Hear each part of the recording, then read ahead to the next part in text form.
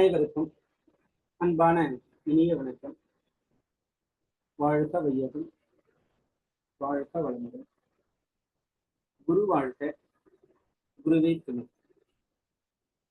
இன்றைய வகுப்பில் நாம் சிந்திக்க இருக்கக்கூடிய பகுதி இலக்கணம், சொல் இலக்கணம்.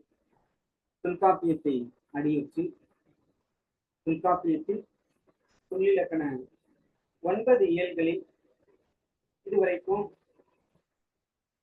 நாம 7 இயல்களை பார்த்து நிறைவு செய்திருக்கிறோம். கிளவியாக்கம், வேற்றுமை இயல், வேற்றுமை மயங்கியல், விளிமரபு, பெயரியல், வினையியல், இடையியல். அடுத்து இருக்கக்கூடிய 2 உரியியல், எச்சவியல். சரி, இந்த உரியியல் அகராதியின் தோற்றத்திற்கு அடிப்படையாக அமையக்கூடிய ஒரு இயல். இது டிஆர்பியில் கேட்கப்பட்ட செய்தி. இந்த உரியியல் என்கிற பகுதியில் சொல்லப்படுகிற சொற்கள் பெரும்பாலும் வழக்கில் இல்லாதவைதான் என்பதை தொல்காப்பியரே சொல்லியிருக்கிறார். காரணம், வெளிப்படையாக பொருள் தெரிகிற சொற்களை பற்றி நாம் சொல்ல வேண்டிய தேவையில்லையே. ஆக வெளிப்படையாக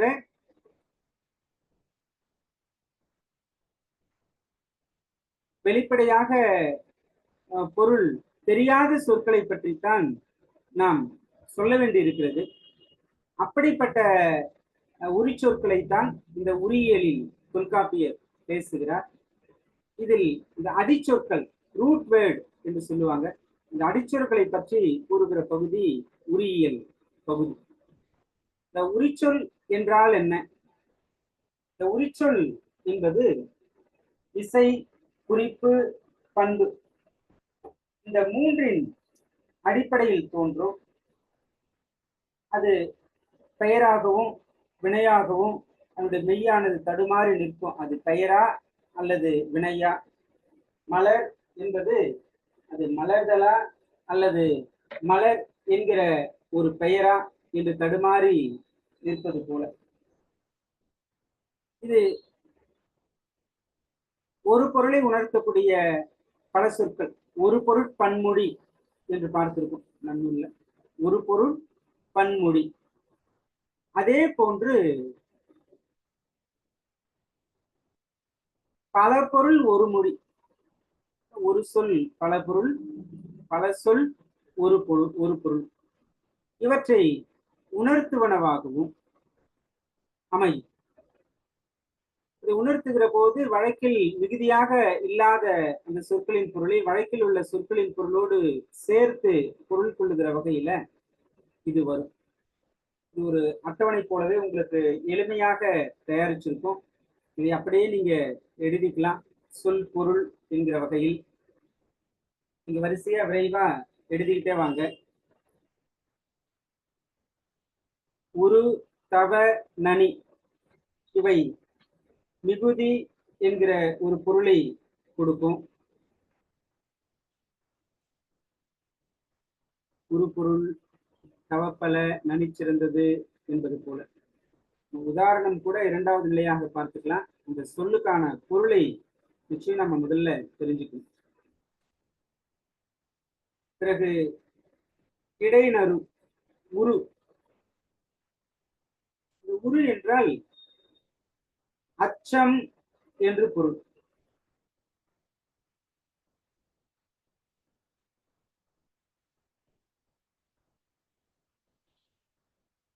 உரு என்றால் அச்சம். குறை என்றால் உயர்வு. உயர்வு. குரு, கெழு என்றால் நிறம். குரு, கெழு என்பது நிறத்தை குறிக்கும். குருமணி, தாலி. கேழ்கிளர், அகலம். கேழ்கிளர், கெழு, கேழ் நிறத்தை குறிக்கக்கூடியது.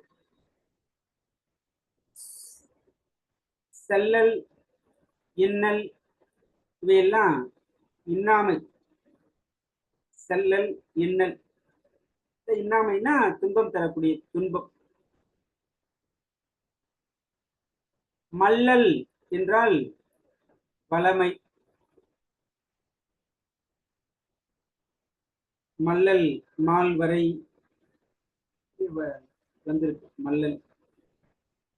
ஏ என்றால் ஒரு சொல், அத ஓரெடுத்து ஒரு மொழியில ஏ என்பதற்கு என்ன பொருள் பார்த்திருக்கோம்?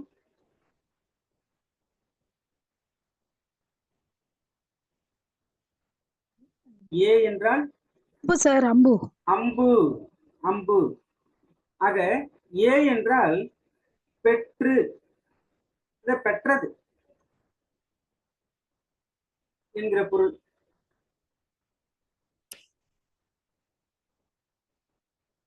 உசு, உகப்பு.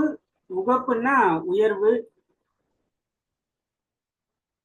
உவப்பு என்றால் உவகை. இதெல்லாம் நமக்கு தெரியும். எதெல்லாம் நமக்கு எளிமையா பொருள் தெரியாத மாதிரி இருக்கோ அதை மட்டும் சற்று கூடுதல் கவனம் கொடுத்து படிச்சுக்கணும். பயப்பு என்றால் பயன்.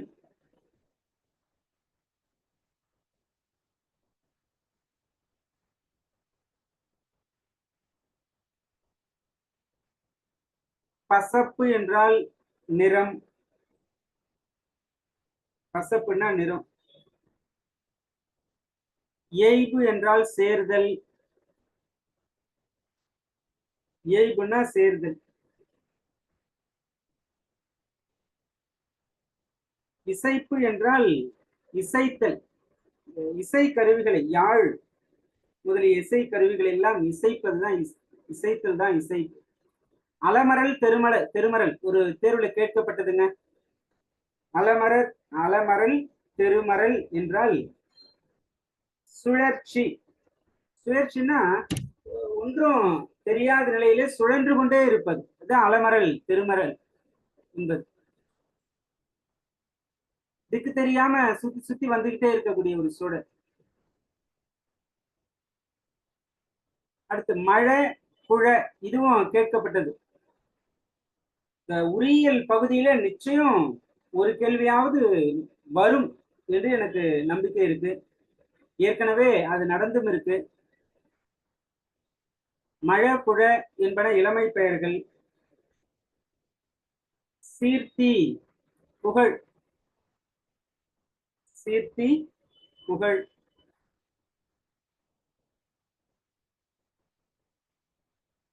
மாலை என்றால் இயல்பு. மாலை என்றால் இயல்பு. பூர்ப்பு கழிவு என்றால் உள்ளது சிறத்தல். பூர்ப்பு கழிவு ஏற்கனவே இருக்கிற ஒன்றோட அந்த மிகுதியை சொல்லுவது. கழி கண்ணோட்டம் அப்படின்னா மிகுதியான கண்ணோட்டம். சரி. கதழ்வு துணைவு, இதெல்லாம் விரைவு பொருள். கதழ்வும் துணைவும் விரைவின் பொருள. அதிர்வு விதிர்ப்பு. அதிர்வு என்றாலும் விதிர்ப்பு என்றாலும் நடுக்கம். நடுக்கம்.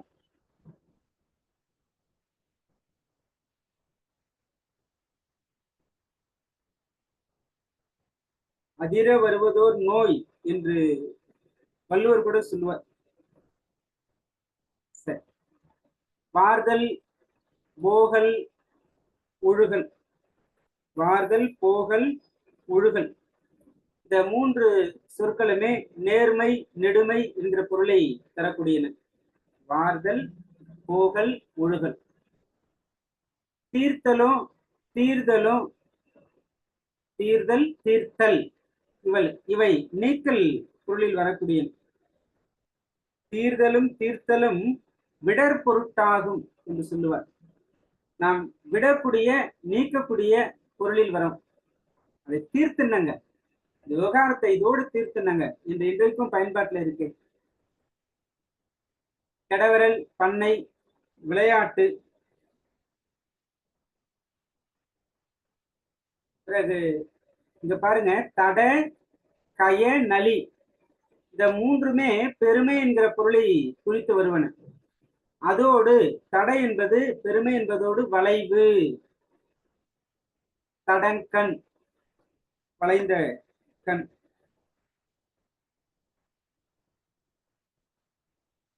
தட மறுப்பு அப்படின்னா வளைந்த மறுப்புன்னா கொம்பு. சரி. கய என்றால் பெருமை என்றும் பொருள் இருக்கிறது, மென்மை, மென்மை என்றும் பொருள் இருக்கிறது. இப்ப கயன் தலை மடப்பிடி, கயன் தலை மடப்பிடினா மென்மையான தலையுடைய மடப்பம் பொருந்திய பெண்யானை. நலி என்றால் பெருமை, அத்துடன் செறிவு. நலியிரு முன்னீர் நாவாய் ஓட்டி என்று வரும். பழுது என்றால் பயனின்மை, பயனில்லாததுதான் பழுது. சாயல் என்றால் மென்மை, சாயல் மார்பு நனி அழைத்தன்றே என்று சொல்லப்படுத்தி. சாயல் மார்புனா மென்மையான அந்த மார்பு. பிறகு முழுது, முழுது என்றால் முழுவதும், எதையும் விட்டு விடாம, அதுதான் எஞ்சா பொருள். எஞ்சி நிற்கக்கூடிய அந்த எச்சமாக இல்லாத பொருள் தான் முழுது. வம்பு நிலையின்மை, வம்பு நிலையின்மை. மாதர் என்றால் காதல் என்கிறது தொல்காப்பி. மாதர் காதல், இதுதான் சூத்திரமே. நட்பு நம்பு, சரி, நம்பு மே என்றால் விருப்பம். நம்பும் மேவும் நசை ஆகுமே என்று சொல்லுகிறார். நசை என்றால் விருப்பம். ஓய்தல், ஆய்தல், நியத்தல், சாய், ஓஞ்சி போறது, ஆய்வது, நேயத்தல், சாய், இவையெல்லாம் உள்ளது ஒன்று குறைதல் என்கிற பொருள். இருக்கிற ஒரு பொருள் குறைந்து போகுதுன்னா அதற்கு இந்த சொற்களை பயன்படுத்தலாம். சரி. புலம்பு என்றால் தனிமை, புலம்பே தனிமை.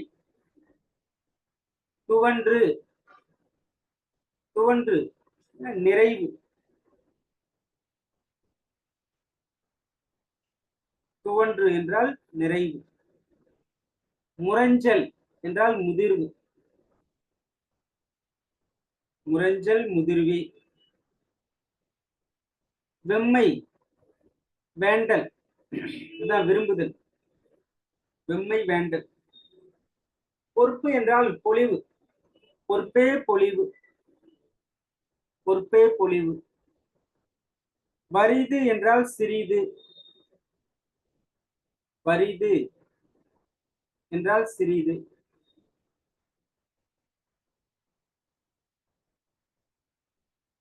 ஏற்றம் நினைவு துணிவு, நினைவு துணிவு. பிணை பேன், பிணை பேன் அப்படின்னா பாதுகாத்தல். அதோடு விரும்புதல், போற்றுதல், இந்த பொருளுக்கும் இவை உரியன.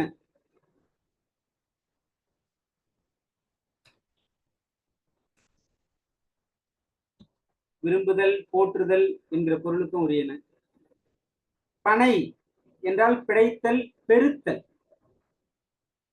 பனைத்தோல் என்று அக இலக்கியத்துல வரும். பெருத்த தோல்.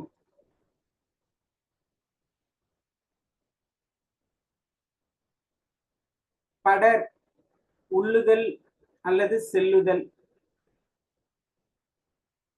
படரே உள்ளல் செலவும் ஆகும். செலவுன்னா பயணம், செல்லுதல்.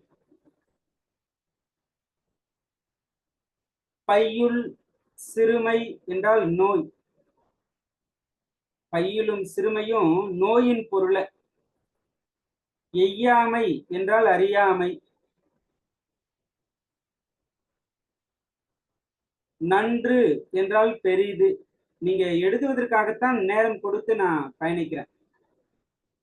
தா என்றால் தாவே வலியும் வருத்தமும் ஆகும். வலிமை வருத்தம் தா என்றால்.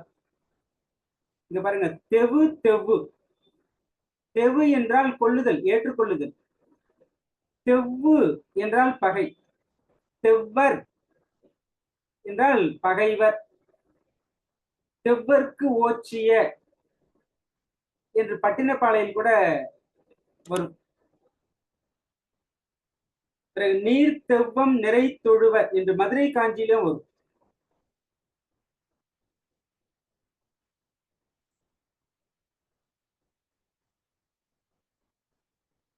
சரி. விறப்பு, உறப்பு, வெறிப்பு இவையெல்லாம் செறிவு என்கிற பொருளை குறிக்கும். செறிவு.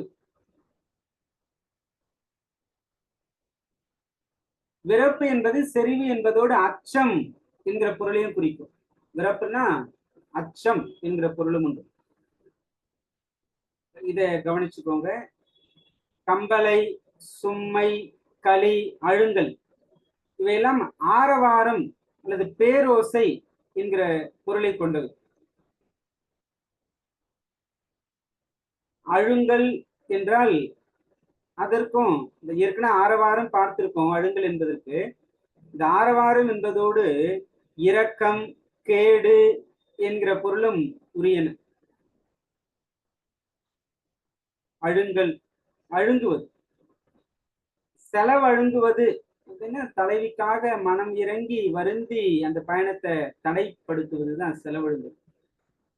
செலவழுங்கல் துறையில் அமைந்த 10 பாட்டு நூல்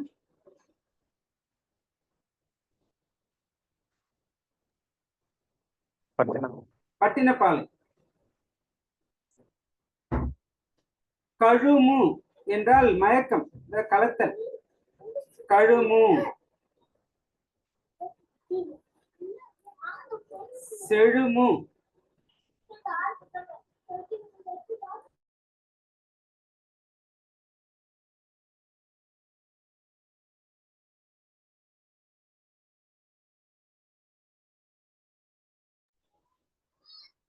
செழுமை. செழுமை என்றால் வளம், கொழுப்பு, இயல்பா பழக்கத்தில் உள்ளது. விழுமம் சீர்மை, சிறப்பு, இடும்பை என்கிற பொருளும் உண்டு. சீர்மையும் சிறப்பும் இடும்பையும் இதுதான் விழுமம். கருவி என்றால் தொகுதி. கருவி தொகுதி. கமம் நிறைவு. அரி இடையினரி. அரின்னா மென்மை, ஐமை என்றும் குறிப்பிடுவோம். கவவு அப்படின்னா உள்ளே இருக்கிற ஒன்று, அதை அகப்படுத்தி நிற்றல்.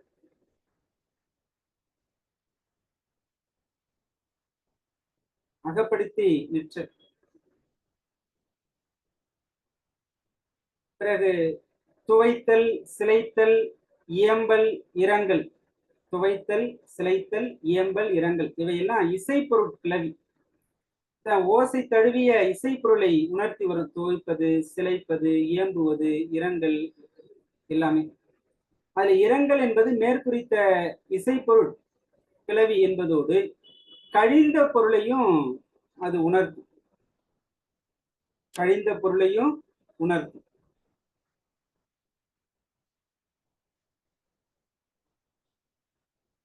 இளம்பாடு, உர்க்கம் இதுவும் கேட்கப்பட்டதுங்க ஒரு தேர்வுல. வறுமை என்கிற பொருள். இளம்பாடு, உர்க்கம், வறுமை. அடுத்து ஞெமிர்தல், பாய்தல் இவை பறத்தல் என்கிற பொருளை உடையன.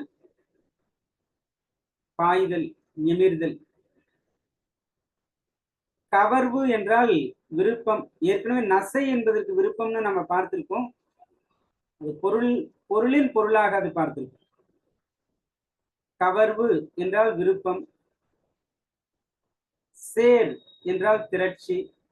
சேர்வது என்றால் திரள்வது, திரட்சி. வியல் அகலம், நிறைய பயன்பாட்டில் இருக்கிற ஒரு சொல்லு. வியன் உலகம், அகன்ற உலகம். வியன் ஞாலம் நிறைய வரும்.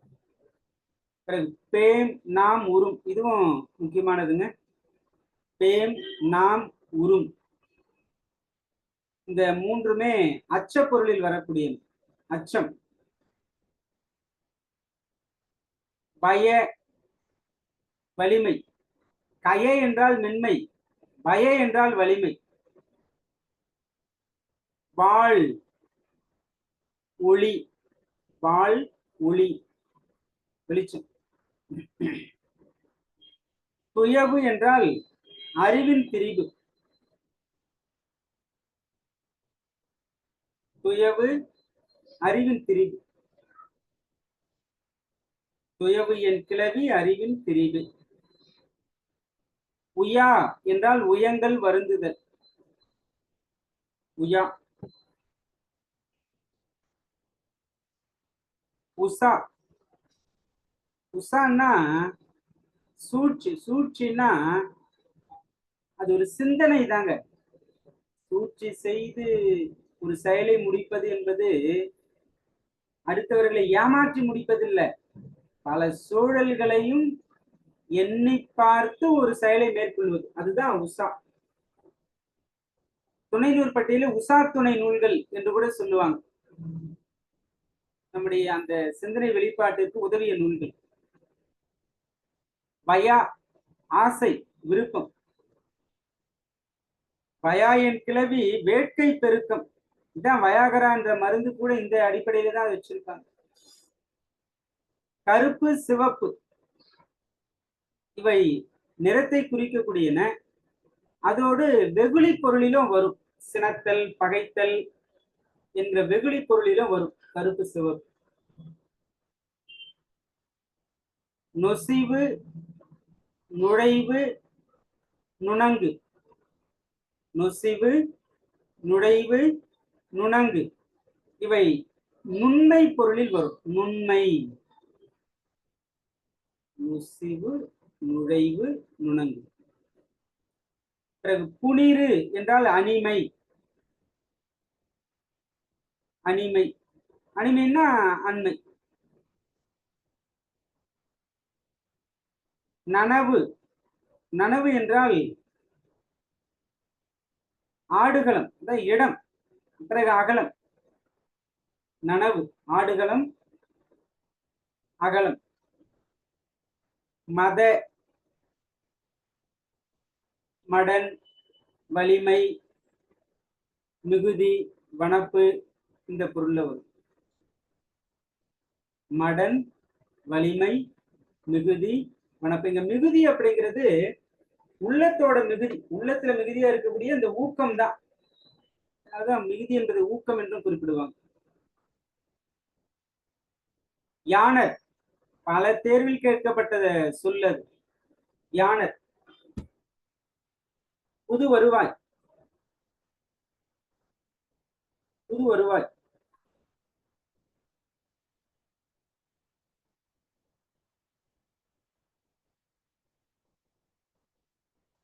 யானர் ஊர புதிய புதிய வருவாயை உடைய ஊரை சேர்ந்தவனே.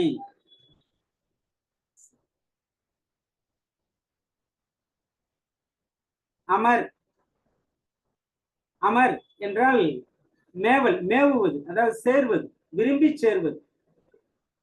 இதுதான் அமர். யான் என்றால் அழகு. யானது பசலை. அன்பின் காரணமாக அழகின் காரணம் பசலையின் அழகு. பரவு பழிச்சு.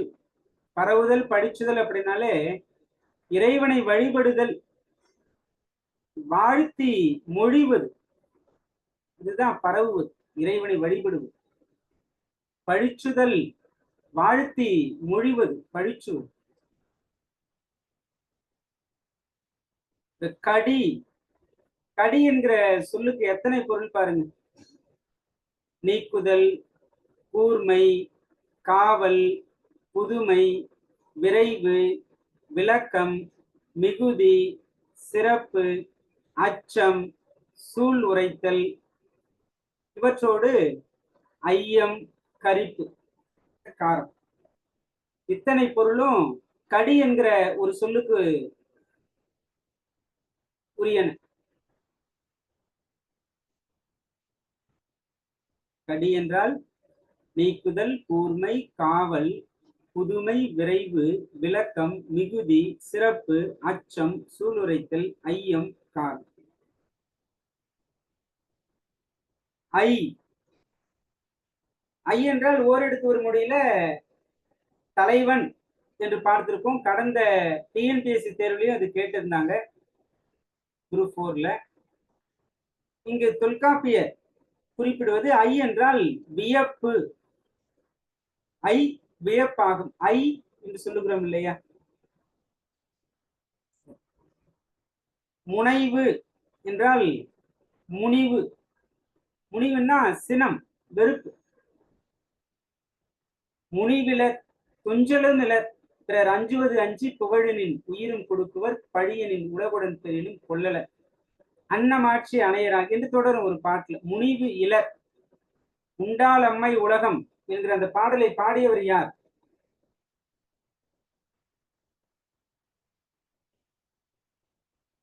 உண்டால் அம்மை உலகம் இந்திரர் அமிழ்தம் ஏய்வது ஆயினும்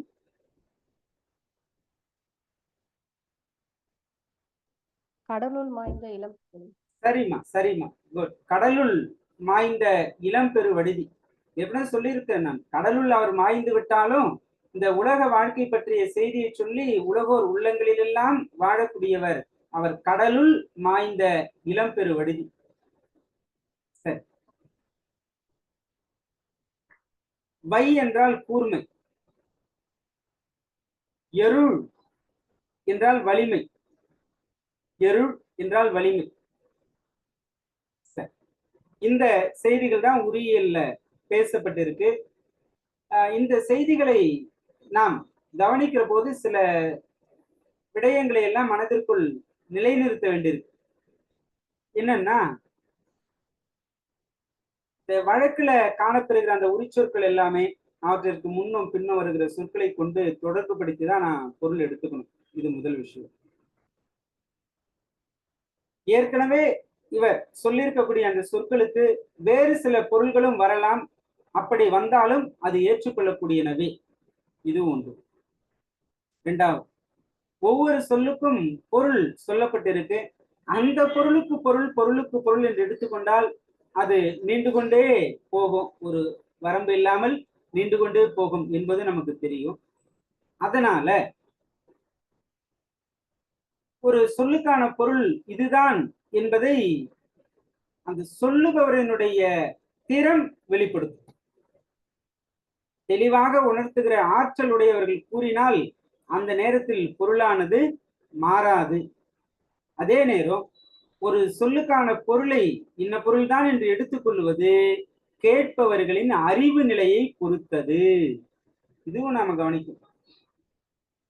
நாம் ஒரு சொல்லை ஒன்று நினைச்சு சொல்லுவோம், ஆனால் கேட்பவர்கள் அதுக்கு வேறொன்றாக கூட எடுத்துக்கொள்ளலாம். அவருடைய அறிவு நிலையை பொறுத்தது. ஆக இன்ன சொல்லுக்கு இன்ன பொருள் என்பதற்கு காரணம் வெளிப்படையா தெரியாது. இதற்கு காரணம் பல இடுகுறி நிலையில் வைக்கப்பட்டது. இந்த உரிச்சொற்களை எல்லாம் எழுத்தை பிரித்து பொருள் பார்க்க கூடாது. அப்படி பிரித்து பொருள் கூறுவது இயல்பு கிடையாது. இதெல்லாம் நீங்க புரிஞ்சுக்கிட்டாலே போதும். எழுதணுன்றது இல்லை, புரிஞ்சுக்கிட்டாலே போதும். ஆனா உங்களுக்கு நான் இந்த செய்தியில நான் அனுப்பி வைக்கிறேன். உரிச்சொற்களை எடுத்து பிரித்து பொருள் கூற கூடாது. இப்போது சொல்லப்பட்ட உரிச்சொற்கள் எல்லாம் இவையும் தாண்டி, இவற்றையும் தாண்டி இன்னும் பல உரிச்சொற்கள் எல்லாம் வழக்குல நிறைய இருக்கு.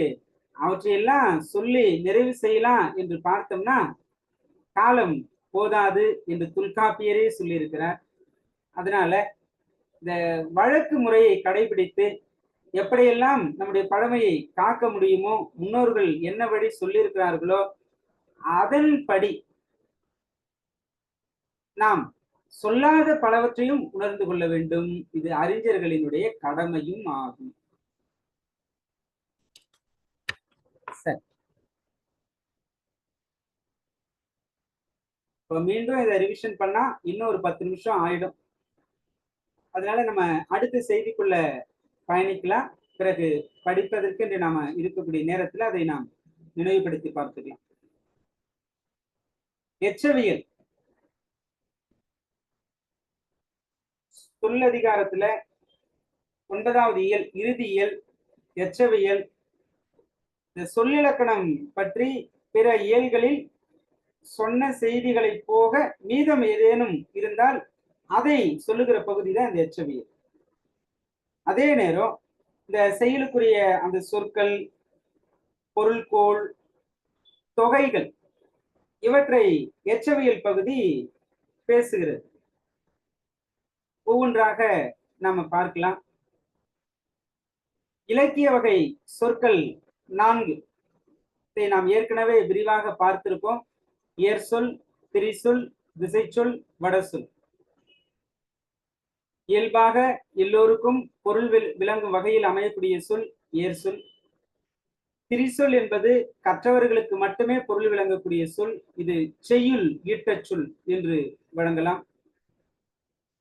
திசைச்சொல் என்பது தமிழகத்தை சுற்றியுள்ள பிற பகுதியிலிருந்து தமிழில் வழங்கக்கூடிய சொற்கள், வடமொழி தவிர்த்த பிற சொற்கள் திசை சொற்கள். வடமொழியிலிருந்து தமிழில் வந்து வழங்கும் சொல் வடசொல்.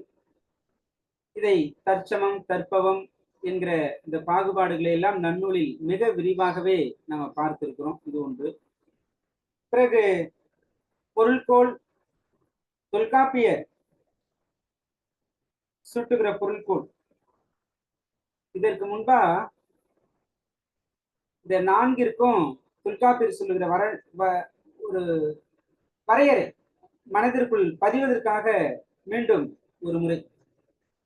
ஏர்ச்சொல் தாமே செந்தமிழ் நிலத்து வழக்கொடு சிவனி தம்பொருள் வழாமை இசைக்கும் சொல்லே. தன்னுடைய சொல் பொருள்ல மாறாம இருக்கிறது.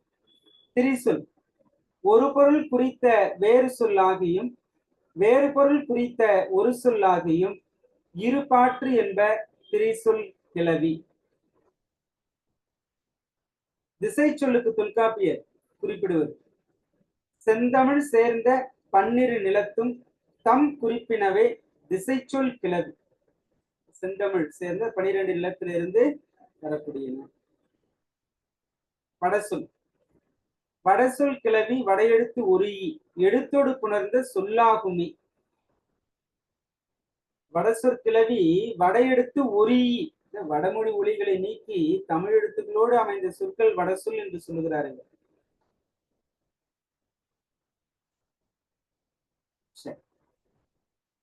பிறகு பொருள்கோள். இவர் சுட்டுகிற பொருள்கோள் 4. நிரல் நிறை பொருள்கோள், சுண்ண பொருள்கோள், அடிமறி பொருள்கோள், முடிமாற்று பொருள்கோள். நிரல் நிறை நாம் ஏற்கனவே பார்த்திருக்கோம். யாப்பு இலக்கணத்திலும் பார்த்திருக்கோம், நன்னூலிலும் பார்த்திருக்கிறோம். தொல்காப்பியரும் இதை சொல்லியிருக்கிறார். இந்த வினை சொற்களையும் பெயர் சொற்களையும் ஒழுங்குபட பொருளுக்கு தக நிறுத்தி அமைத்து அந்த பொருளோட சிறப்பை காண்பதுதான் நிரல் நிறை பொருள்கோள். இதற்கு உதாரணம் ஒரு திருக்குறள் ஏற்கனவே சொல்லியிருக்கோம். அன்பும் அரணும் உடைத்தாயின் இல்வாழ்க்கை பண்பும் பயனும் அது. சுண்ண பொருள்கோள். சுண்ணம்னா பொடி. பொடி பொடி பொடியா சிதறி கிடக்கிற சொற்களை அதற்கு அமைந்த அடிகள்ல இருந்து 2 அடி 8 சீர் இதுல இந்த பொருளுக்கு ஏற்ப சொற்களை ஒட்டி நாம் பொருள் கொள்ளணும். அதுதான் சுண்ண பொருள்கோள். அங்கே நாம் கொண்டு கூட்டு பொருள்கோள் என்று இதை நாம் படிச்சிருப்போம். இங்கதான் சுண்ண பொருள்கோள் என்று சுட்டுகிறார். சுண்ணம் தானே பட்டாங்கு அமைந்த ஈரடி என் சீர் ஒட்டு வழி அறிந்து துணித்தனர் இயற்றல். சரி. அடிமறி பொருள்கோள். அடிமறி பொருள்கோள் என்பது நமக்கு தெரியும். அடிகளை முன்னுக்கு பின் மாற்றி படித்தாலும் பொருள் மாறாமல் இருப்பதுதான் அடிமறி பொருள்கோள். அடிகள் தமக்குள்ளாக மாற்றி மாற்றி பொருள் கொள்ளுமாறு அமைப்பது.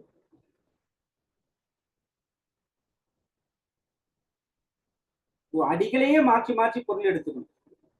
அடிமறி செய்தி அடிநிலை திரிந்து சீர்நிலை தெரியாது தடுமாறுமே. ஒரு அடிக்குள்ள இருக்கக்கூடிய சொல்லை மாற்றக்கூடாது, ஆனால் அடிகளையே மாற்றி மாற்றி நாம் பொருளை எடுத்துக்கொள்ளலாம். இது அடிமறி பொருள்கோள்.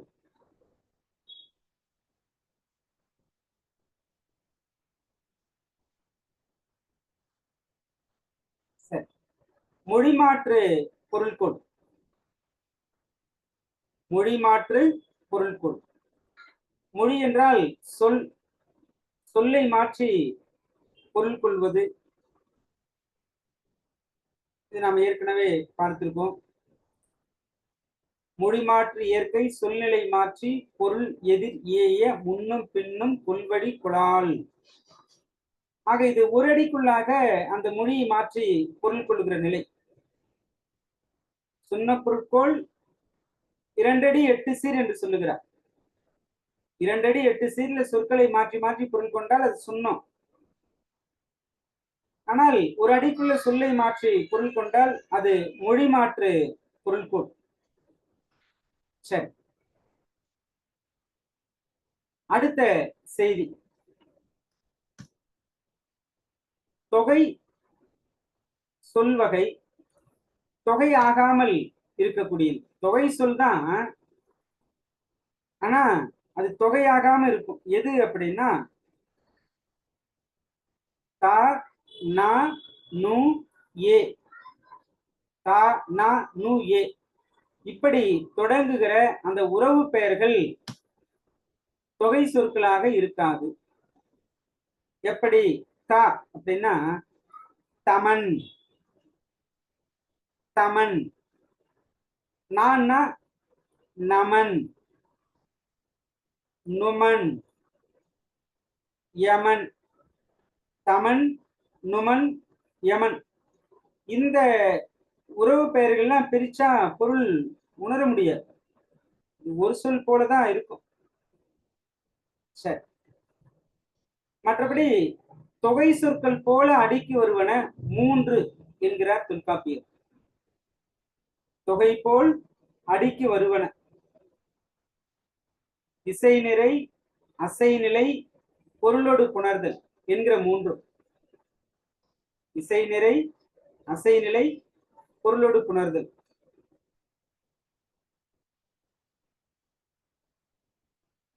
தொகை சொல் வகைகள் இதையும் நாம் நன்னூலில் விரிவாக பார்த்திருக்கோம். தொகைநிலை தொடர்கள். தொகைநிலை 6, தொகாநிலை. தொகாநிலை எத்தனைங்க? 9. பார்த்தா நீங்க சொல்லலாம். தொகைநிலை 6, தொகாநிலை 9. வாய்ஸ் சரியா கேட்கல.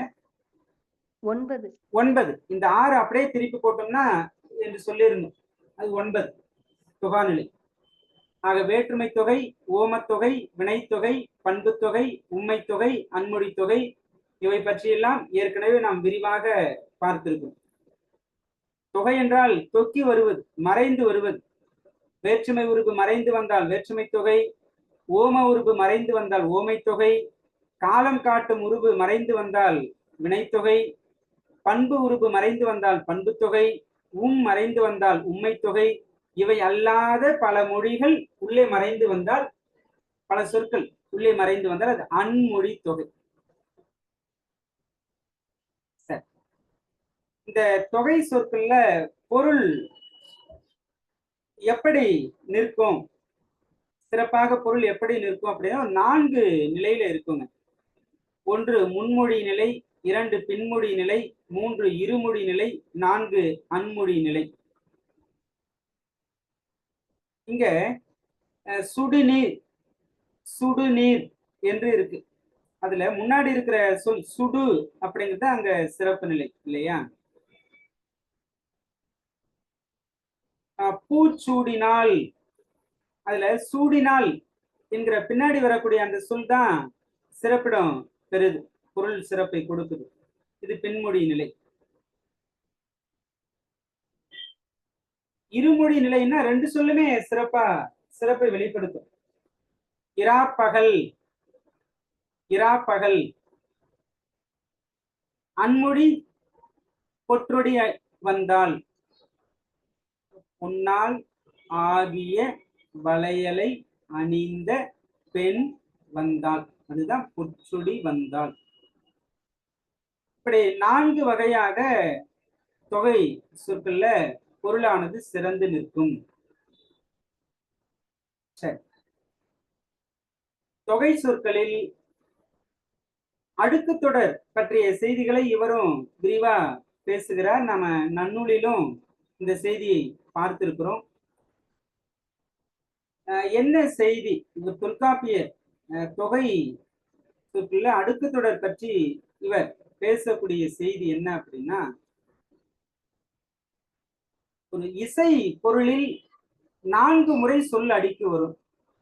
இசை நிறை அடுக்கு இசை முறையில 4 முறை அடுக்கி வரும். நாம ஏற்கனவே அங்கேயும் பார்த்திருக்கோம். ஒக்குமே ஒக்குமே ஒக்குமே ஒக்கும்.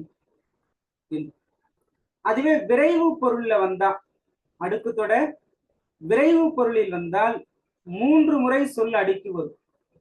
தீ தீ தீ. அதே போன்று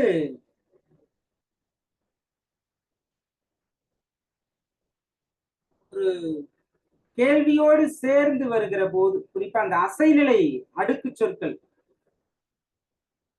அசைநிலை அடுக்கு சொற்கள் வினாவோடு இணைந்து வரும்போது, அசைனா ஒரு பொருள் இல்லாதது, சரியா? இந்த வினாவோடு இப்ப கண்டீரே கண்டீரே,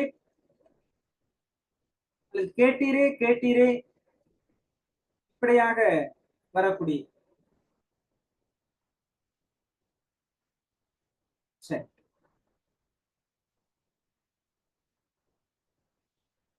வினைமுற்று வகை. இந்த வினைமுற்று என்பது, இது பற்றியும் நாம் நன்னூலில் விரிவா பார்த்திருக்கோம், பேசியிருக்கோம். இங்கே தொல்காப்பியர் இது குறித்து அவர் வெளிப்படுத்துகிற செய்தி. வினைமுற்று, தெரிநிலை வினைமுற்று, குறிப்பு வினைமுற்று என்று 2 வகைப்படும். அதை தாண்டி வேங்கோல் வினைமுற்று, ஏவல் வினைமுற்று என்கிற 2ஐயும் நம்ம பார்த்திருக்கோம். செய்பவர், கருவி, நிலம், செயல், காலம், செய்பொருள் 6ஐயும் உணர்த்தினால் அது தெரிநிலை வினைமுற்று. காலத்தை வெளிப்படையாக காட்டாம செய்பவரை மட்டுமே வெளிப்படையாக காட்டும் வினைமுற்றுதான் குறிப்பு வினைமுற்று.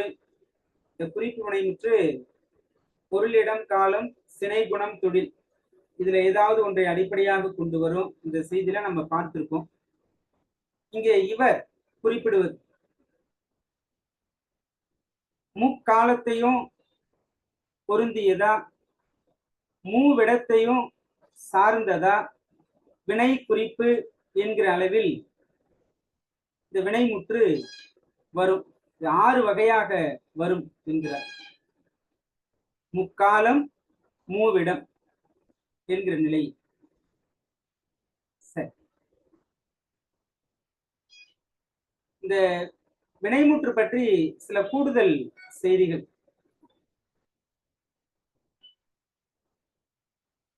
இந்த வினைமுற்றுக்கள் நிறைய வினைமுற்று அடுக்கி வந்தாலும் அது இறுதியா பெயரை கொண்டுதான் முடியும்.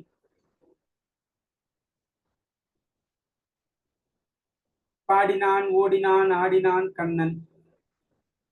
பாடினான், ஓடினான், ஆடினான், 3 வினைமுற்று இறுதியா கண்ணன் என்கிற ஒரு பெயரை கொண்டு முடியும்.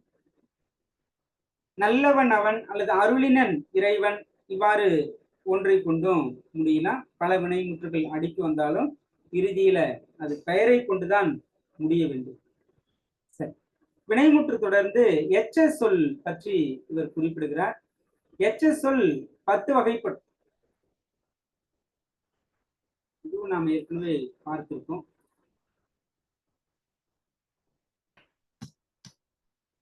பிரிநிலை எச்சம், வினை எச்சம், பெயர் எச்சம், ஒளி இசை எச்சம், எதிர்மறை எச்சம், உண்மை எச்சம், எனவென் எச்சம், சொல் எச்சம், குறிப்பெச்சம், இசை எச்சம். ஆக எச்ச சொற்களின் வகை 10.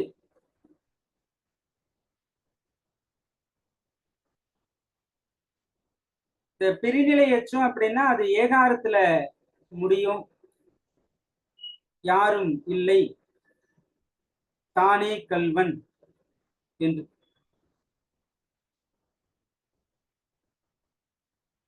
யாரும் கிடையாது, மற்றவங்களை பிரிச்சுட்டு தன்னை மட்டும் குறிப்பிடுவது. யாரும் இல்லை, தானே கல்வன், தானே ஏகாரத்துல முடியும். இதுவே வினையச்சம் என்றால் நமக்கு தெரியும், மூச்சு பெறாத ஒன்று, அது வினை சொல்லை கொண்டு முடியும்.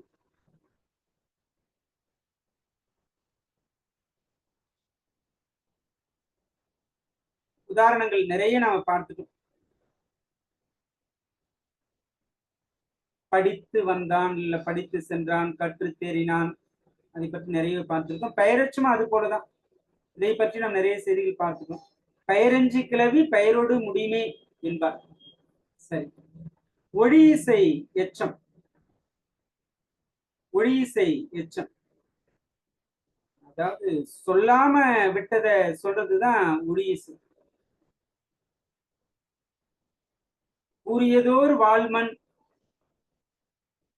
கூறியதோர் கூர்மை இடையினரி, கூறியதோர் வாழ்மண். இது மண் ரன்னகரம். இந்த மண் அப்படிங்கிற இடைச்சொல் கூர்மை மழுங்கி போனதை ஒழிந்ததை குறிக்கிறது. சரி, எதிர்மறை எச்சம் நாம ஏற்கனவே பார்த்துட்டோம்.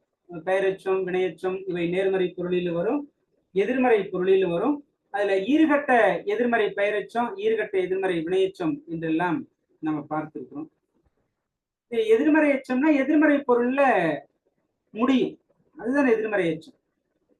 எதிர்மறை எச்சம் எதிர்மறை முடிபின, அவ்வளவுதான். உண்மை எச்சம்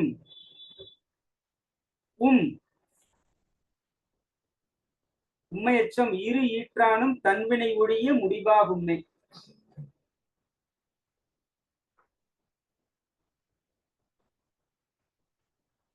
பேச்சாளரும் வந்தார் என்று சொல்லும் போது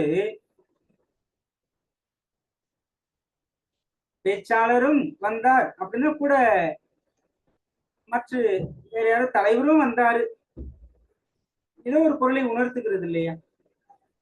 சரி,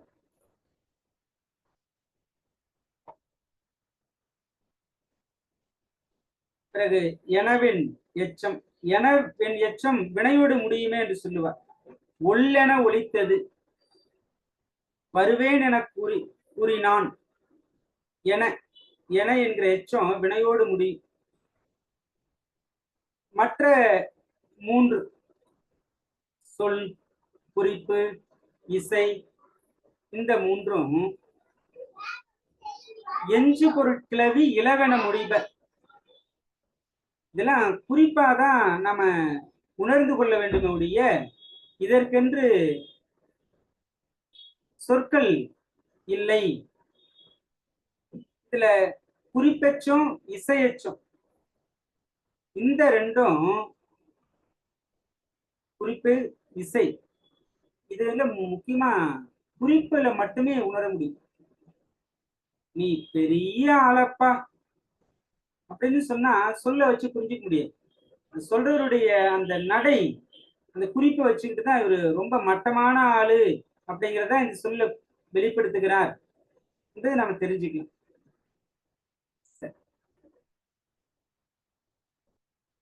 பட் ஈ தா கொடு, இதையும் நாம் நன்னூலில் பார்த்திருக்கோம். ஈயன் கிளவி இழிந்தோன் கூற்றே என்று சொல்லுகிறார். ஈ என்பது இழிந்தவர்களின் கூற்று. தாழ்ந்தோன் உயர்ந்தோன் கிட்ட ஒன்றை கெஞ்சுவது, அதுதான் ஈ.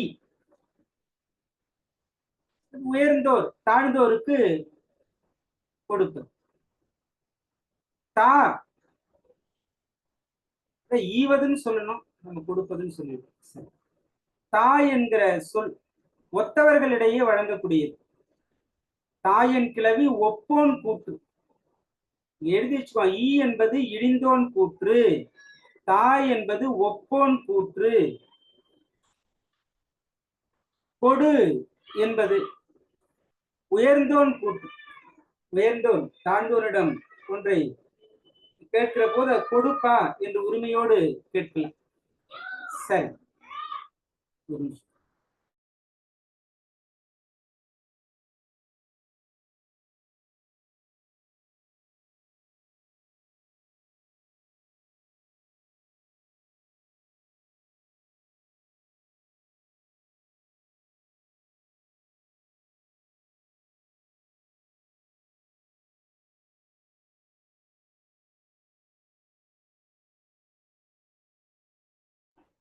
சரி, இலக்கணம் வரையறுக்க பெறாத சொல் வகைகள்.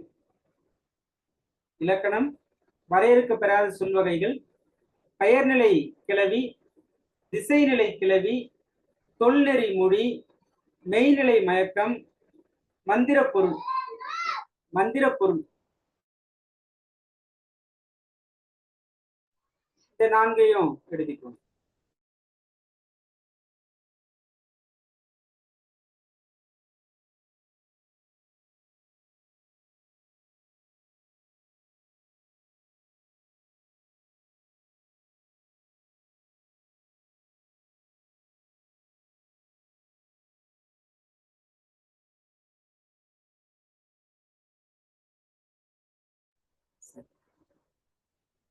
அடுத்து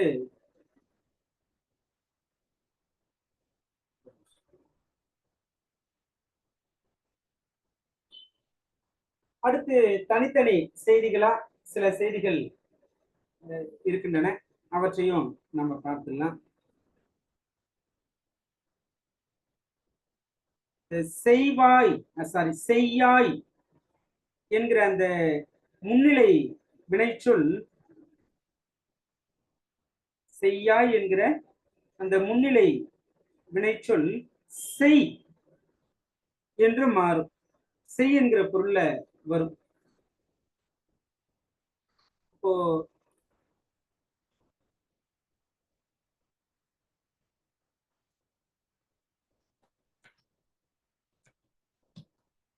செய்யா என்கிற இந்த முன்னிலை வினைச்சொல் செய். உதாரணத்துக்கு அருளாய் என்று கடவுள்கிட்ட கேட்போம். அருளாய் அப்படின்னா அருள் என்றுதானே பொருள். அருளாய் என்பது அருள் என்கிற பொருள் வருவது போல. பாராய் கடவுளே அப்படின்னா பார் என்றுதான் பொருள். இப்படியும் வரலாம்.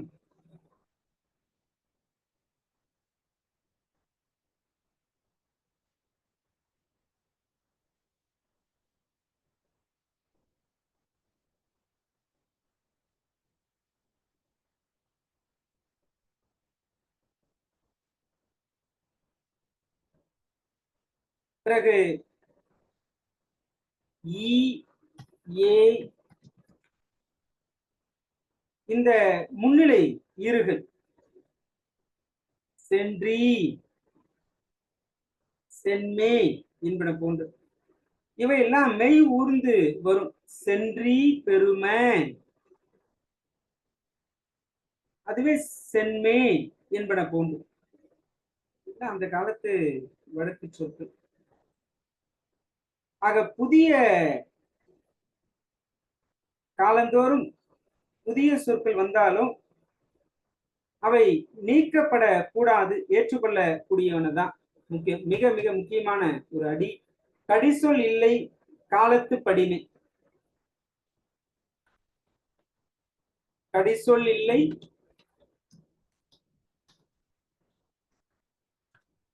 காலத்து படினை என்பது தொல்காப்பியம். எல்லா சொல்லும் பொருள் குறித்தனவே என்று கூறும் நூல் தொல்காப்பியம் தான். தொல்காப்பியம். இதே போன்றுதான் இதுவும். கடிசொல் இல்லை காலத்து படினை.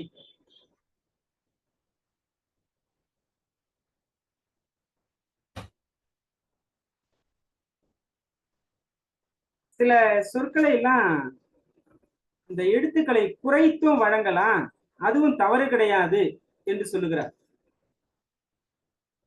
இப்ப தாமரை அப்படின்னா அதை மறை என்று சொல்லுவதும், நீலம் என்பதை நீல் என்று சொல்லுவதும், இவற்றையெல்லாம் நாம பொருளை உணர்ந்து கொள்ளணும் என்கிறார்.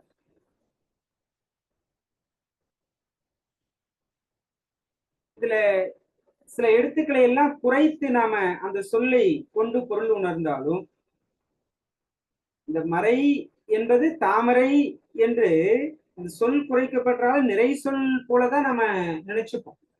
நீல் தான் நீலம் என்பன போன்று இந்த இடைச்சொற்கள் எல்லாம் எதற்கு பயன்படுகின்றன என்று யோசித்து பார்த்தா அது பொருளை வேறுபடுத்த பயன்படுகின்றன. இடைச்சொற்கள் எல்லாம் பொருளை வேறுபடுத்துவதற்காக அமைகிற சொற்கள் தான்.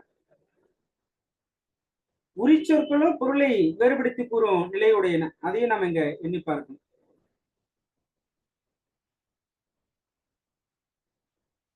சரி,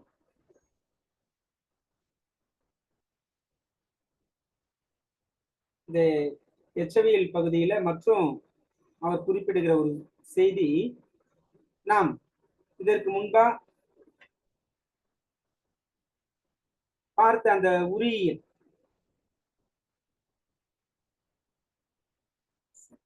அது இருக்கட்டும். இங்கே மன குறிப்பால் உணர்கிற சொற்களும் உண்டு. அதை நாம் சற்று முன்பாகவே நம்ம பார்த்தோம். மன குறிப்பால் உணர்கிற சொற்களும் உண்டு. அதே போன்று ஒரே பொருளை தரக்கூடிய சொற்கள், இரு வகை சொற்களை தொடர்ச்சியா பயன்படுத்துறதும் உண்டு. விளையாட்டா நகைச்சுவைக்காக சொல்லுவாங்க, இட்டது பட்டானால் வாட்டென்ன என்று. இது ஒரு இரு மொழிகளை கலந்து வெளிப்படுத்துவது. ஆனா ஒரே மொழியிலேயே இப்ப மீமிசை, உச்சி மீமிசை என்று சொல்லுவாங்க. மீ என்றாலும் உச்சிதான், உச்சி என்றாலும் ஆக மேலே உயர்ந்த என்கிற பொருள் தான். இது போன்றும் ஒரு மொழி வழக்குல வரலாம், அதை நீக்க வேண்டியது இல்லை. இப்ப நிவந்து ஓங்கு என்று குறிப்பிடுவாங்க. நிவந்து என்றாலும் ஓங்கியதுதான், ஓங்கு என்றாலும் ஓங்கியதுதான். சரி, ஆக ஒரு பொருளை கொடுக்கிற இரு சொற்கள் இணைந்து வருவதும் ஏற்றுக்கொள்ளக்கூடியது.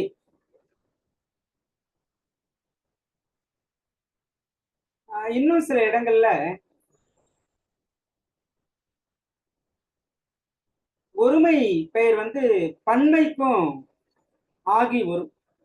ஒரு சில இடங்கள்ல ஒருமை பெயர் பன்மைக்கும் ஆகி வரும்.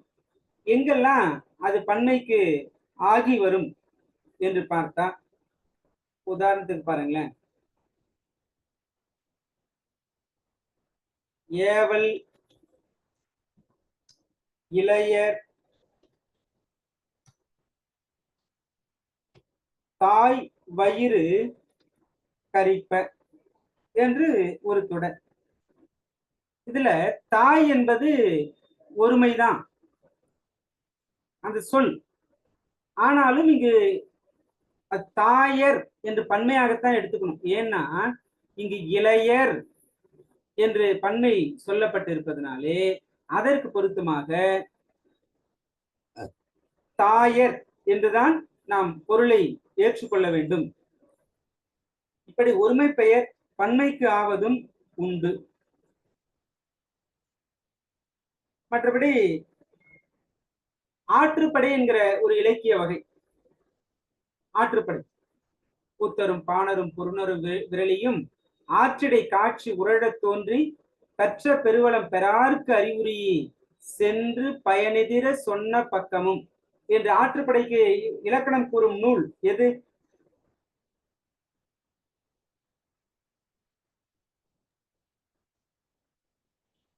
தொல்காப்பியம். சரி சரி.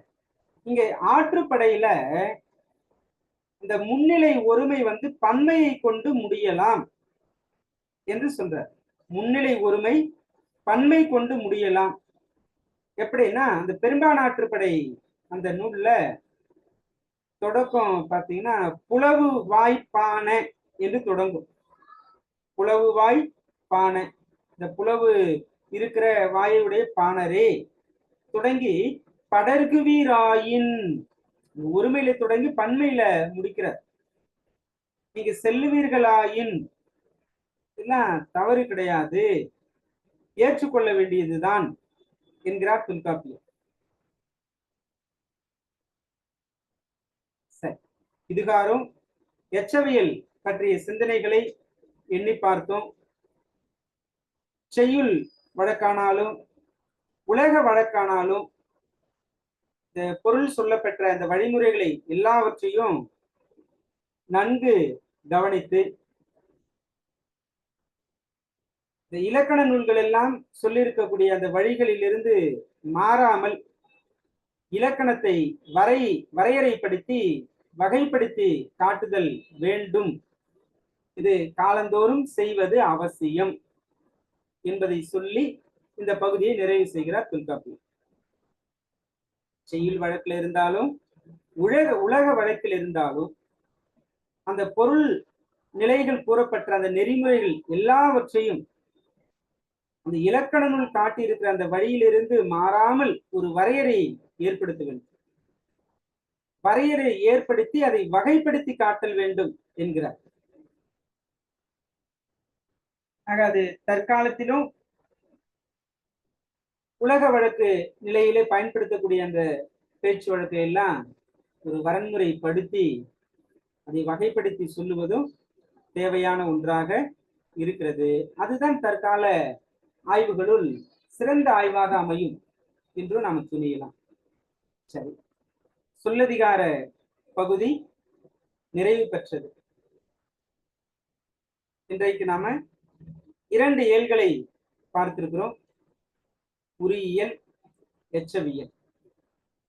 இன்னும் நமக்கு தொல்காப்பியத்தில் இருக்கக்கூடிய ஒரு இயல் இறுதியியல், மரபியல். அந்த மரபியல் பற்றிய செய்தியையும் தொடர்ந்து பார்த்து விடலாம் என்று நினைக்கிறேன். உங்களுடைய கருத்து?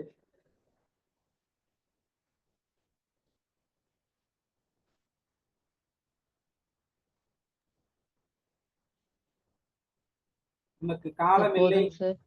நம்முடைய வாழ்நாள் நோக்கமே எப்படியாவது இந்த தேர்வுல வெற்றி பெற வேண்டும் என்பதுதான். அதற்காக இனி வரும் நாட்கள்ல சற்று கூடுதல் நேரமானாலும் அதை ஏற்றுக்கொள்ளக்கூடிய அளவுல தயாரா இருக்கணும் என்பதுதான் என்னுடைய அன்பான வேண்டுகோள்.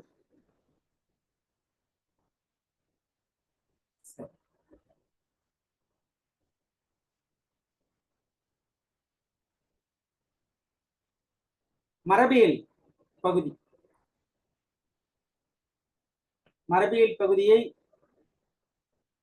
எந்த அளவுக்கு முழுமை செய்தியை சுருக்கி கொடுக்க முடியுமோ அந்த அளவுக்கு இங்க கொடுத்திருக்கோம். முன்னோர் எதை எவ்வாறு வழங்கினரோ அதை அவ்வாறே வழங்குவதுதான் மரபு.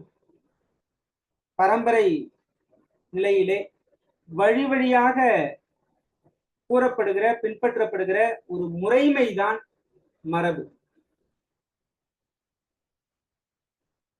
இந்த மரபியலில் முதலாவதாக இளமை பெயர்களை சுட்டுகிறார் தொல்காப்பியர். சுட்டுகிற இளமை பெயர்கள் 9. முதல்ல இதை எழுதிப்போம். பார்ப்பு, பரல், குட்டி, உருளை, கன்று, பிள்ளை, மகவு, மரி,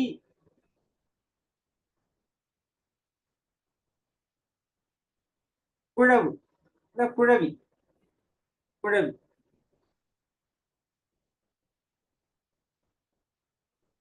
9 பெயர்கள்.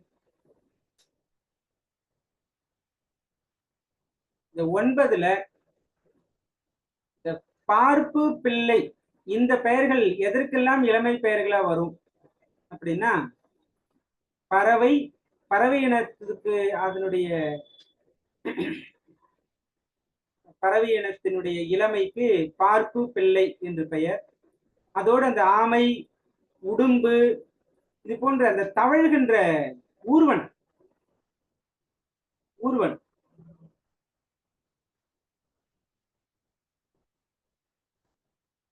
இவற்றிற்கும் பார்ப்பு, பிள்ளை தான் இளமை பெயர். குட்டி என்பது குரங்குக்கு உரியது. குரங்கு குட்டி. இந்த குரங்குக்கு இன்னும் மேலும் பல பெயர்களை கூறலாம் என்கிறார் தொல்காப்பியர். மகவு, பிள்ளை, பரல், பார்ப்பு என்று சொன்னாலும் ஏற்றுக்கொள்ளக்கூடியனவே, தவறு கிடையாது என்கிறார்.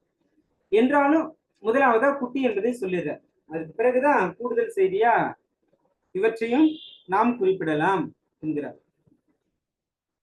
சரி, பிறகு குட்டி அல்லது பரல்,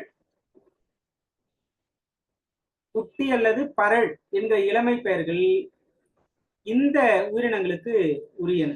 மூங்கா, வெருகு, எலி, அணில்.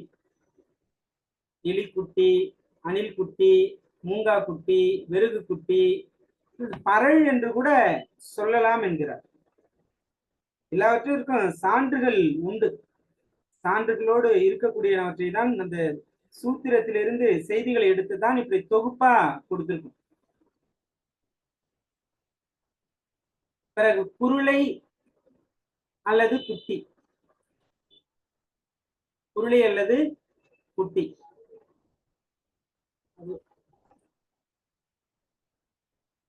ஏற்கனவே இங்க குட்டி, பரல் என்று பார்த்திருக்கோம். அந்த குட்டி, பரல் என்பதோடு குருளை, இந்த மூன்று இளமை பெயர்களுக்கும் உரிய உயிரினங்கள் நாய், பன்றி, புலி, முயல், நரி. நாய், பன்றி, புலி, முயல், நரி. இந்த நாய்க்குட்டி, பன்றி குட்டி, புலி, முயல், நரி இவற்றிற்கு இந்த இளமை பெயர்களை எல்லாம் குறிப்பிடலாம். இதுல 5 பார்த்திருக்கோம். நாய், பன்றி, புலி, முயல், நரி என்று. இந்த 5ல நாய் தவிர்த்த மற்ற 4 பன்றி, புலி, முயல், நரி இவற்றிற்கு குருளை, குட்டி, பரல் என்பதோடு பிள்ளை என்கிற ஒரு சொல்லும் இளமை பெயர்களாக வரக்கூடியன.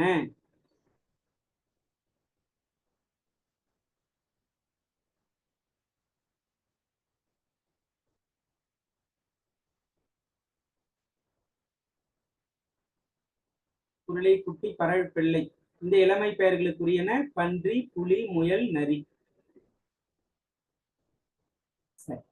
நாய்க்கு பிள்ளை என்கிற பெயர் கிடையாது. மற்ற கன்று என்கிற இளமை பெயருக்கு உரியன யானை, குதிரை, கழுதை, கடமை, ஒரு மான் வகை, கடமை, பசு, கவரிமான், கரடி, ஒட்டகம். யானை கன்று, குதிரை கன்று, கழுதை கன்று, கடமை கன்று, பசு கன்று, கவரிமான் கன்று, கரடி கன்று, ஒட்டக கன்று என்று குறிப்பிடலாம். இந்த எருமை கன்று என்பதை மறைக்கன்று என்று குறிப்பிடலாம் என்கிறார். எருமை கன்று என்பதை மறைக்கன்று.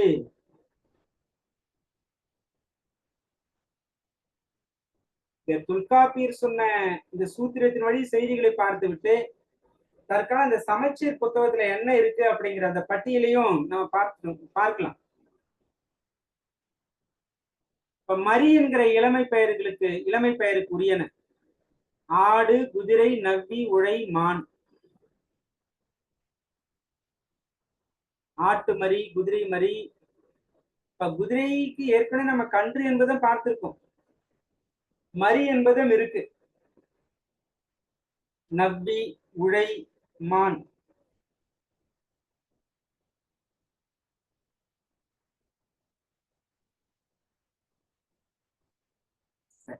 நவ்வி என்பது மான் இனங்கள்ல ஒன்று.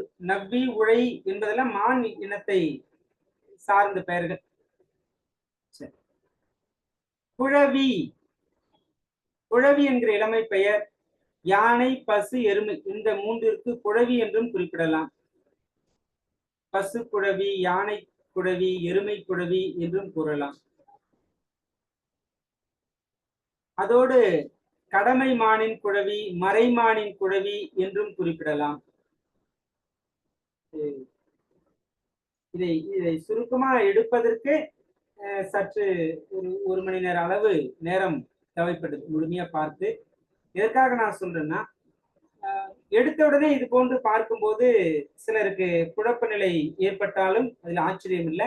சற்று பொறுமையா ஒரு 10 நிமிடம் நேரம் கொடுத்து ஒவ்வொன்றிற்கும் நாம எடுத்து பார்க்கும்போது இன்னும் ஆழமா தெளிவா பதியும் என்று நினைக்கிறேன்.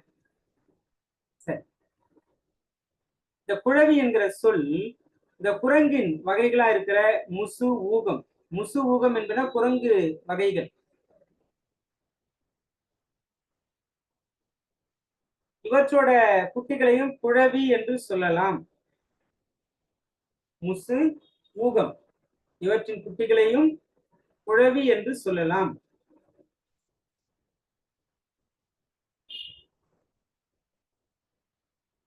சரி,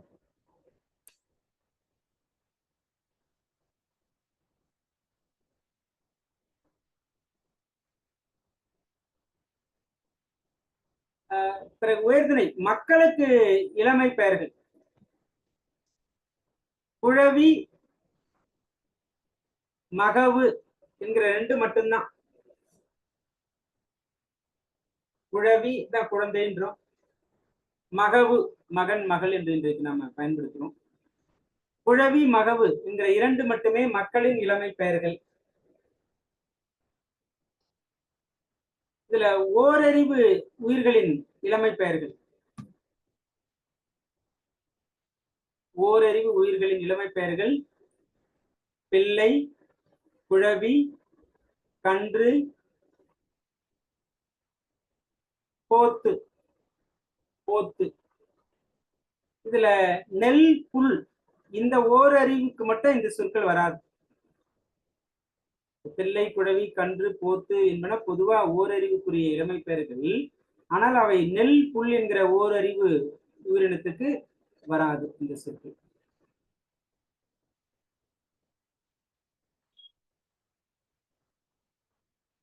சரி,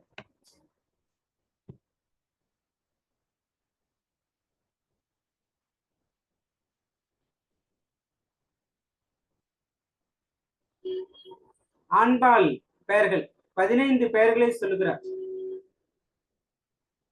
ஆண்பால் பெயர்கள்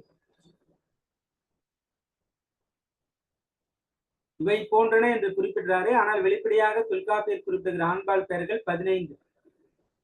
ஏறு, ஏற்றை, உறுத்தல், களிறு, சே, சேவல், இரலை, கலை, மோத்தை, தகர், உதல், அப்பர், போத்து, கண்டி, கடுவன்.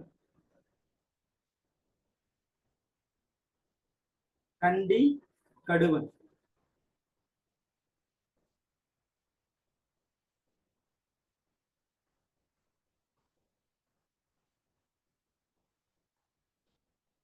இவையெல்லாம் ஆண்பால் பெயர்கள். சரி,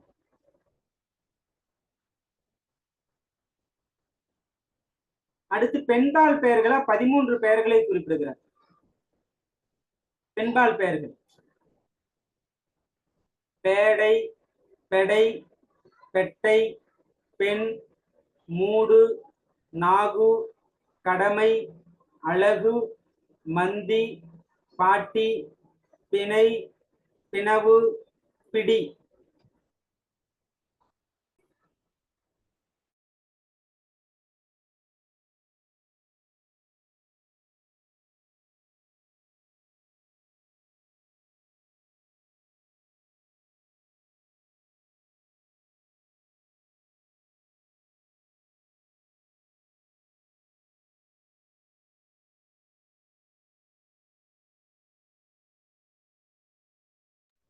பெண்பால் பெயர்கள் 13.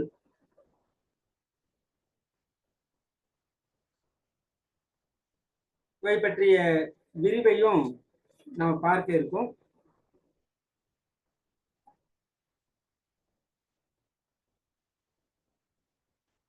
மற்ற திரை தெரியுதுங்களா? தெரியுதுங்கய்யா. தெரியுதுங்க சார். சரி சரி. இந்த உயிர் பாகுபாடு நன்னூலில் நம்ம பார்த்திருக்கோம். அவர் 5 அறிவு என்பதோடு நிறுத்துகிறார் நன்னூல்ல. ஆனால் தொல்காப்பியர் மிக தெளிவாக 6 அறிவு வரைக்கும் நமக்கு குறிப்பிட்டு சொல்லியிருக்கிறார். உயிர் பாகுபாடு 1 அறிவதுவே உற்று அறிவதுவே, 2 அறிவதுவே அதனோடு நாவே, 3 அறிவதுவே அவற்றோடு மூக்கே, 4 அறிவதுவே அவற்றோடு கண்ணே, 5 அறிவதுவே அவற்றோடு செவியே, 6 அறிவதுவே அவற்றோடு மனனே, நேரிதின் உணர்ந்தோர் நெறிப்படுத்தினரே என்று 6 அறிவை என்னென்ன அறிவு என்று ஒன்றிலிருந்து வரிசைப்படுத்தி சொல்லியிருக்கிறார். ஏற்கனவே எழுதியிருப்போம், என்றாலும் தேவைப்படுகிற சூழல்ல எழுதிக்கோங்க. முதல் அறிவு உற்றறிவு, உடல். 2வது அறிவு நாக்கு, சுவைத்தல். 3வது அறிவு மூக்கு, நுகர்தல். 4வது அறிவு கண், பார்த்தல். 5வது அறிவு செவி, கேட்டல். ஆக 6வது அறிவு என்று சொல்லக்கூடியது இந்த 5 புலன் அறிவையும் எந்த நேரத்தில், எந்த இடத்தில், எந்த அறிவை எந்த அளவிற்கு பயன்படுத்த வேண்டும் என்று ஆராய்ந்து பார்த்து பயன்படுத்துகிற அந்த அறிவே பகுத்தறிவு. அந்த பகுத்து அறிவதற்கு இடமாக இருப்பதே மனம். அதனால்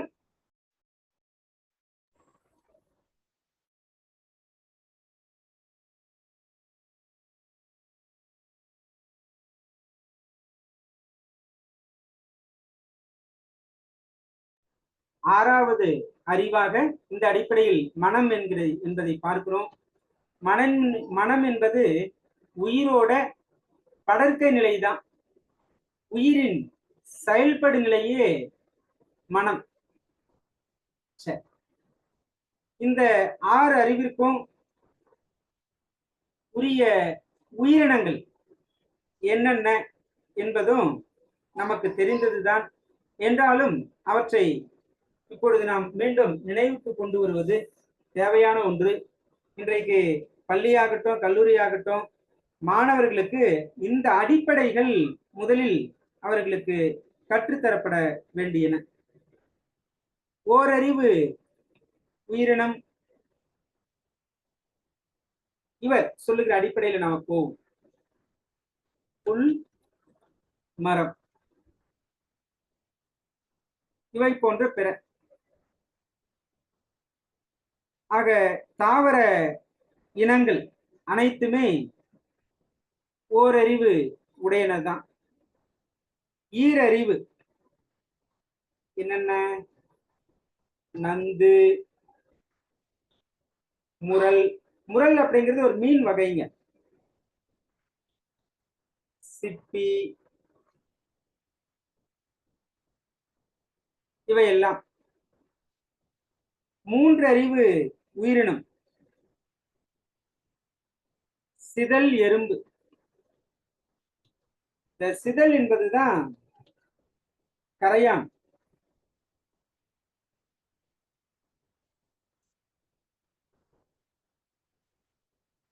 நான்கு அறிவு உயிரினம். வண்டு, தும்பி இவை போன்ற.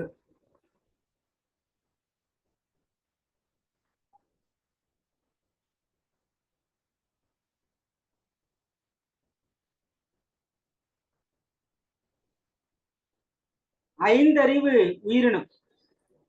ஐந்தறிவுக்கு ஒரு சொல்றாரு உதாரணம் அற்புதமா.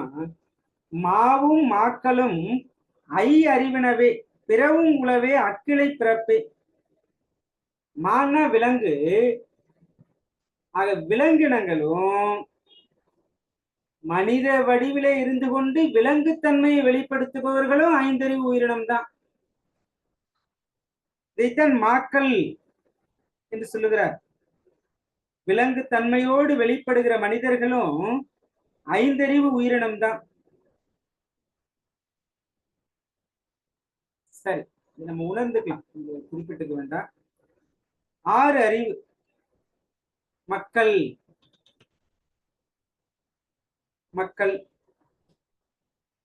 மக்கள் தாமே 6 அறிவுயிரே பிறவும் உளவே அக்கிளை பிறப்பே. அந்த மனதால் அறிகிற அறிவு உடைய மனிதர்களே 6 அறிவு உடையவர்கள். சரி, ஆக மனிதனுக்கு மனமே பிரதானம். மனதை அடிப்படையாக கொண்டவன் என்பதனாலதான் மனதன் மனிதன் என்றே நமக்கு பெயர். சரி, இன்றைக்கு மிக முக்கியமான செய்திகளை எல்லாம் பார்த்திருக்கிறோம். மற்ற இருக்கக்கூடிய இந்த மரபியல் செய்திகளையும் நாளைக்கு நாம் பார்த்துவிட்டு உடனே இலக்கிய செய்தியையும் நாளை நாம் துவங்கிக் கொள்ளலாம் என்று நினைக்கிறேன். ஏன்னா இன்னும் அரை மணி நேரத்திற்கு மேல ஆகும். அவ்வளவு செய்திகள் இந்த மரபியல் பகுதியில உண்டு.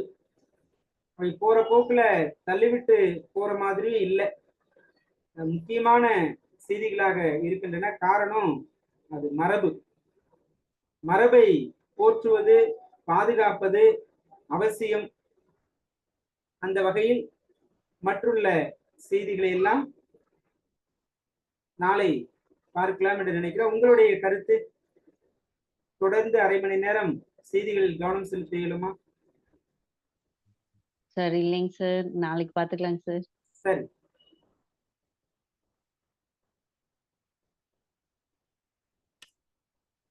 நாளையிலிருந்து இலக்கிய பகுதி சில முக்கியமான நூல்களை எல்லாம் உங்களை ஏற்கனவே வாங்க சொல்லியிருந்தோம். சில அதில் நம்ம பேசுவோம். இந்த வகுப்பை நிறைவு செஞ்சிருவோம். இந்த அளவில் இந்த வகுப்பை கவனித்த அனைவருக்கும் நன்றி. அடுத்த வகுப்பில் சந்திப்போம்.